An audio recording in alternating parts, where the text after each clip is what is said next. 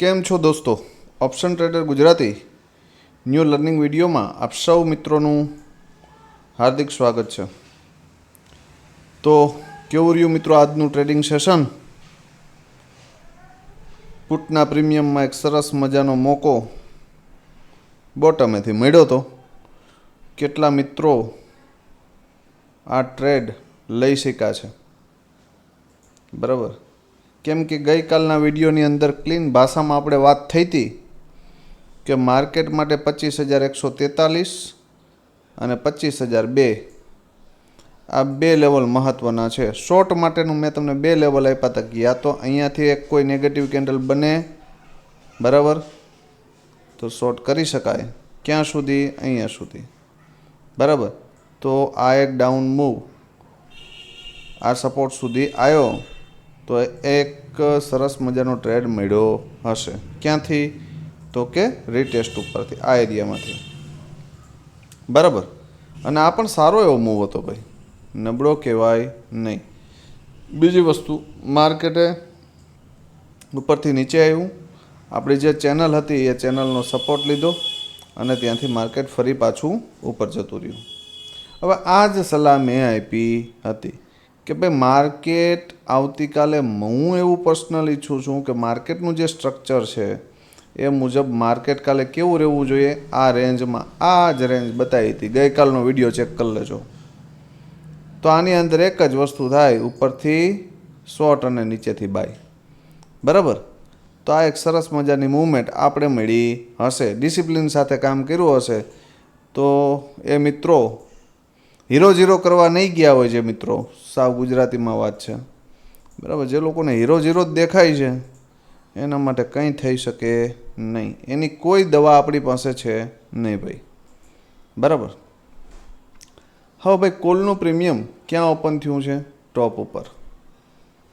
અને ટોપ ઉપરથી શું બનાવ્યું છે? તો કે શૂટિંગ સ્ટાર. હવે ક્લીન વસ્તુ છે કે આ પ્રીમિયમને અહીંથી શોર્ટ કરી દેવાય. ક્યાંથી?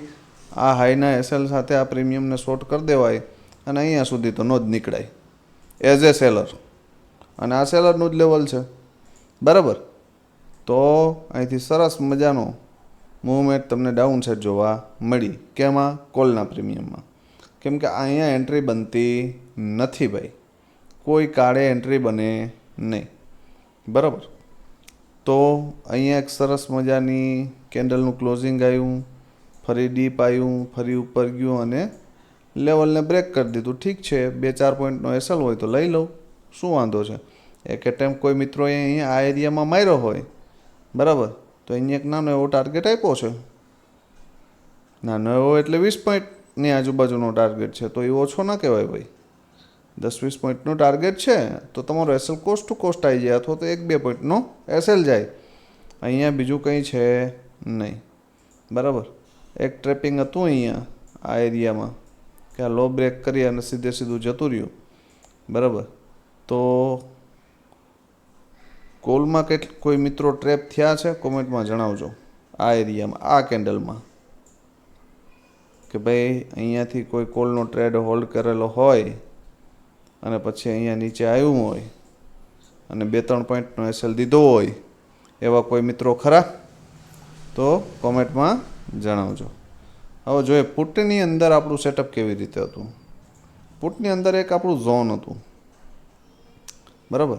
આ લેવલ છે આપણું 63, બરાબર. 63ની ઉપર ફર્સ્ટ 5 મિનિટની કેન્ડલનું ઉપર ક્લોઝિંગ આવે છે અને માર્કેટ આ એરિયાની અંદર સસ્ટેન થાય છે. સસ્ટેન થઈને પણ ક્યાં મળે છે? ડીપ મળે છે. અને અહીંયાથી ફરી પાછું ઉપર જાય છે ને ફરી ડીપ આવે છે. તો આ એસએલ સાથે તમારી એન્ટ્રી બને ને આ પહેલો ટાર્ગેટ આવી શકે, બરાબર.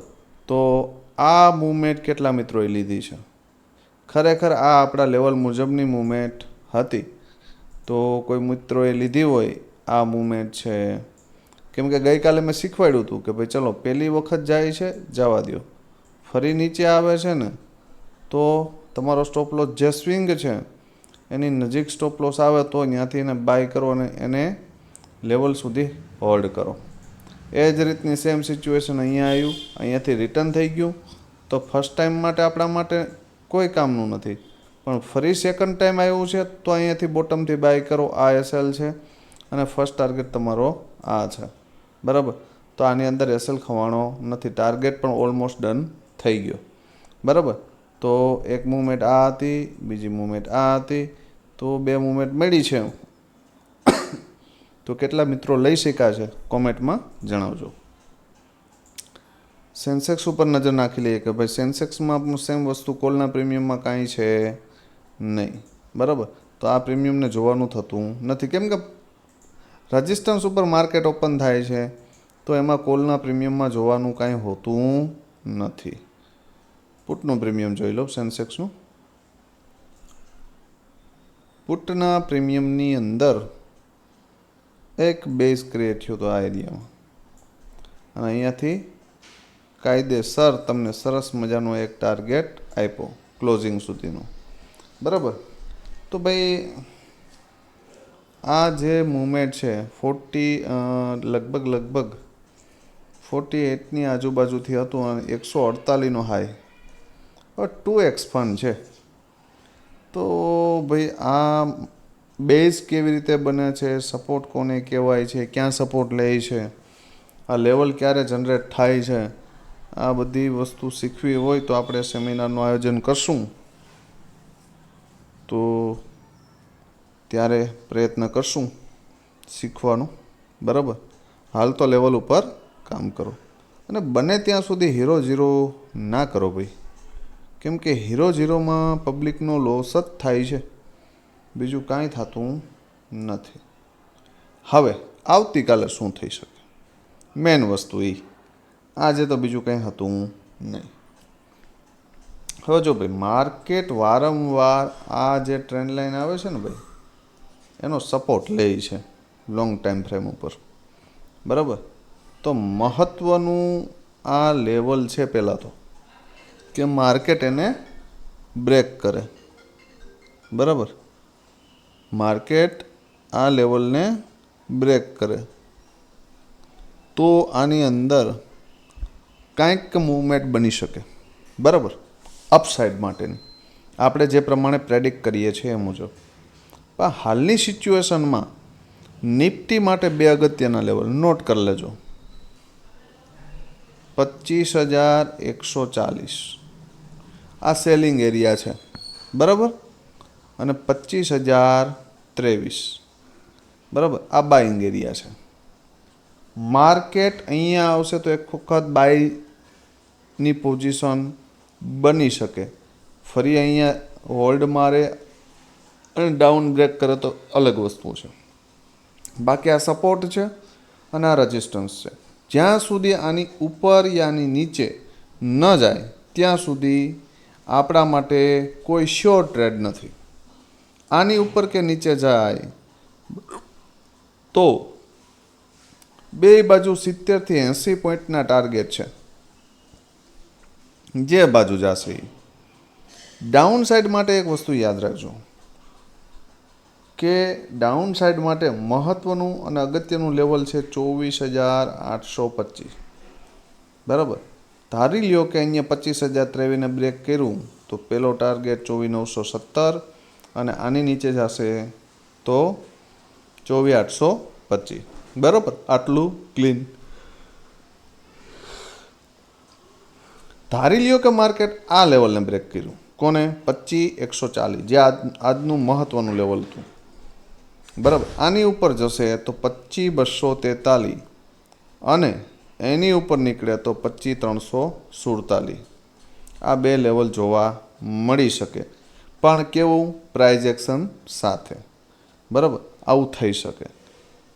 જો માર્કેટ તમને આ એરિયામાં મળે તો અહીંયા પુટનું સારું એવું સેટઅપ બન્યું હોય, આ એરિયામાં મળે તો પુટના પ્રીમિયમ ક્યાં હશે? ડીપ. અને ડીપ ઉપર કોઈ સેટઅપ મળે લેવલ ઉપર તો એક એટેમ્પ મારી શકાય. ધારી લ્યો કે આ એરિયામાં મળે, થોડું ગેપ ડાઉન મળે અને કોલનું પ્રીમિયમ ક્યાંય ડીપ મળે તો એક એટેમ્પ મારી શકાય. પણ ક્યારે? ફર્સ્ટ 15 મિનિટની કેન્ડલનું ક્લોઝિંગ આવે પછી. આપણે પહેલાં તો એ વિચારવાનું છે કે માર્કેટની રેન્જ જે છે ને, બરાબર, ધારી લ્યો કે અહીંયા જ ફર્સ્ટ 15 મિનિટની કેન્ડલનું ક્લોઝિંગ આવ્યું ને માર્કેટ થોડુંક ડીપ આવ્યું તો અહીંયાથી બાયની એન્ટ્રી બની શકે. પણ ધારી લ્યો કે અહીંયા જ ફર્સ્ટ 15 મિનિટની કેન્ડલ ક્લોઝ થઈ તો ભાઈ ટોપ ઉપર બાય બનશે? ના બને. તો એને ડીપ જ આવવા દેવું પડે. બરાબર, આ યાદ રાખજો. બરાબર, 25,023થી 25,140 120 પોઈન્ટની રેન્જ છે. આ રેન્જની અંદર ટાઈમ પાસ કરે તો જય સિયારામ. યાદ રાખજો, કાલ આના કરતાં પણ ભયાનક માર્કેટ થઈ શકે. પણ મને નથી લાગતું, એવી પોસિબિલિટી બહુ ઓછી છે કે માર્કેટ કાલે રેન્જમાં રહી. કાલે બ્રેકઆઉટ યા બ્રેકડાઉનની પૂરેપૂરી શક્યતાઓ છે. બરાબર, આ વસ્તુ મગજમાં ફિટ કરી લેજો. હવે જોઈ લ્યો એક કોલનું પ્રીમિયમ અને એક પુટનું પ્રીમિયમ. કોલનું પ્રીમિયમ છે ભાઈ 25,050 નો CE. બરાબર, હવે આ પ્રીમિયમની અંદર એક સપોર્ટ હે ખાવા પીવાનો. કેટલો? 55નો. જો આની નીચે જાય તો આપણે ટેમ્પરરી ભૂલી જશું, જ્યાં સુધી યા તો પાછો ઉપર ન નીકળે યા તો નવો બેઝ ક્રિએટ ન કરે ત્યાં સુધી. બરાબર, આ પ્રીમિયમની અંદર એક સરસ મજાની ઓપોર્ચ્યુનિટી, જો અહીંયા સપોર્ટ લે, માર્કેટ થોડું ગેપ ડાઉન ઓપન થાય અને આ પ્રીમિયમ જો અહીંયા સપોર્ટ લેતું દેખાય, 2-4 કેન્ડલ હોલ્ડ મારે તો ફર્સ્ટ ટાર્ગેટ 93, સેકન્ડ 120 અને થર્ડ 141 અહીંયા સુધી જઈ શકે. બરાબર, પણ ક્યાંથી? અહીંયાથી ટોપ ઉપર જો જાય, ધારી લ્યો કે માર્કેટ થોડુંક ગેપ અપ ઓપન થાય અને ફરી બાજુ અહીંયા આવીને સપોર્ટ લેતું દેખાય તો આ લોના એસએલ સાથે આ 2 ટાર્ગેટ માટે બેસી શકાય. It's possible. અને આને જો બ્રેક કરી દે તો મજા 254 સુધી ક્યાંય ઊભું રહે એવું દેખાતું નથી. 240 તો કન્ફર્મ આપી શકે જો આની ઉપર નીકળે તો. પણ આપણે આટલો ટાર્ગેટ લઈ લેશું ને તો પણ ઘણું છે. 2x ફંડ છે. બરાબર, સ્ક્રીનશોટ મારી લેજો. પુટનું પ્રીમિયમ. પુટના પ્રીમિયમમાં એક સેટઅપ છે. બરાબર, કે જો માર્કેટ 77ની આજુબાજુ ક્લોઝિંગ છે, 69ની નીચે ના આવે અને આ એરિયામાંથી બાઉન્સ બેક કરતું દેખાય, એમ ઉપરથી નીચે આવતું હોય ને 60, 72, 75 મળી જાય તો 69ના એસએલથી આને બાય કરી શકાય. અને જો આની ઉપર નીકળી જાય 93ની ઉપર, બરાબર, તો 140 સુધી બલિદાન. શું કન્ડિશન આ છે? 69ની નીચે વીગ પણ ન જવી જોઈએ. બરાબર, ધારી લ્યો કે આ એરિયામાં ક્યાંક ઓપન થયું 93ની આજુબાજુને નીચે આવે, બરાબર, તો 74ની આજુબાજુ મળી જાય તો 4 પોઈન્ટનો સ્ટોપ લોસ મારી દેવાનો પ્રેમથી, અને ઉપર જતું હોય તો એને બિનદાસ હોલ્ડ, પ્રોફિટને હોલ્ડ કરો. બરાબર, અહીંયાથી સીધું 2x ફંડ ડાયરેક્ટ આવું પોસિબલ છે. તો એના માટે 4 પોઈન્ટનો સ્ટોપ લોસ હું લઈશ, તમારી મને ખબર નથી. ધારી લ્યો કે 69ની નીચે જ ઓપન થયું તો એક બેઝ છે આની પાસે 59. બરાબર, જો અહીંયા સપોર્ટ લેતું દેખાય તો આ પ્રીમિયમની અંદર 93 સુધીના ટાર્ગેટ છે અને એની ઉપર જશે તો 140. બરાબર, આ પ્રીમિયમમાં ઉપરના લેવલ એ જ કન્ડિશનમાં આવી શકે કે આ premium heavy gap up open થાય આ એરિયામાં અને અહીંયા આવીને સપોર્ટ લેતું દેખાય અને આ લેવલ બ્રેક કરે 140ને તો 198 અને 241 દૂર નથી. પણ કન્ડિશન એ છે કે ગેપ અપ ઓપન થાય, એટલે કે માર્કેટ ગેપ ડાઉન થાય તો જ આ પ્રીમિયમ ગેપ અપ થાય. બરાબર, આ યાદ રાખજો. આ પુટ છે 25,100નો પી. બરાબર, સ્ક્રીનશોટ મારી લેજો. હવે જોઈ લ્યો સેન્સેક્સના 2 પ્રીમિયમ કે ભાઈ એમાં શું થઈ શકે. સેન્સેક્સની આજે જ એક્સપાયરી ગઈ છે ભાઈ, તો પ્રીમિયમ થોડા મોંઘા છે એટલે થોડા આઉટ ધ મની આપણે પસંદ કર્યો છે. બરાબર, પણ આ પ્રીમિયમની અંદર એક સારામાં સારી ઓપોર્ચ્યુનિટી 342ની ઉપર છે યા તો 233ની આજુબાજુ છે.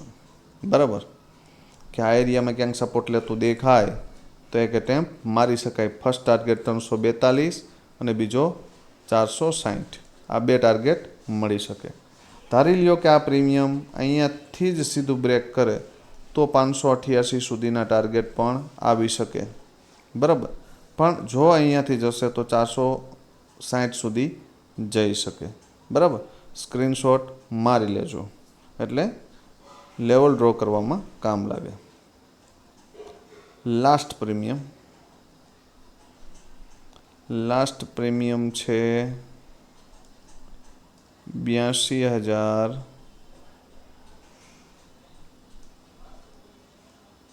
નો પુટ. ક્યાં હાલે છે તો કે 270. હવે ભાઈ જો આ જ એરિયામાંથી જો 302ની ઉપર નીકળે તો 444 સુધી જઈ શકે, યાદ રાખજો.